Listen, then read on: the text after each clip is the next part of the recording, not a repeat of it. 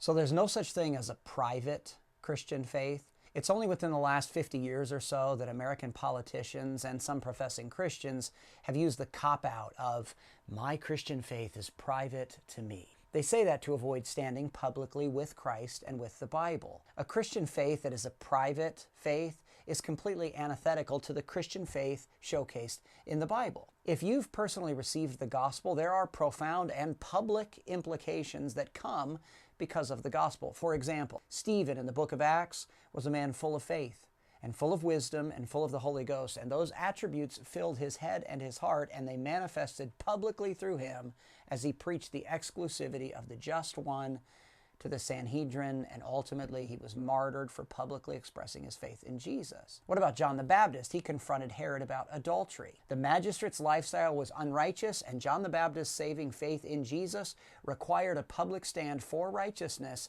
and against evil. A genuine faith in the death, burial, and resurrection of Jesus always manifests itself publicly to some degree. And Jesus illustrated that point with salt and light. He said, salt that loses its savor is good for nothing. And Christians aren't supposed to put their light under a bushel. The Christian faith is not private, it's not secret, it's not almost ashamed kind of a faith. The Christian faith is not an apologetic, weak, wimpy kind of faith. No, it's a faith worth dying for. Stephen died for it, and John the Baptist died for it. And almost all the disciples mentioned in the New Testament, they died for it, and so did so many Christians thereafter. They went public with their faith because their faith was genuine. There's not a single example, biblical example of a Christian saying, my faith is private to me. No, instead, biblically informed Christians are to be bold with gospel tracts and bold with gospel declarations. We should be personally pursuing holiness and publicly courageous in a Christ-like way. So may God help all of us professing Christians to go public with the good news of Jesus Christ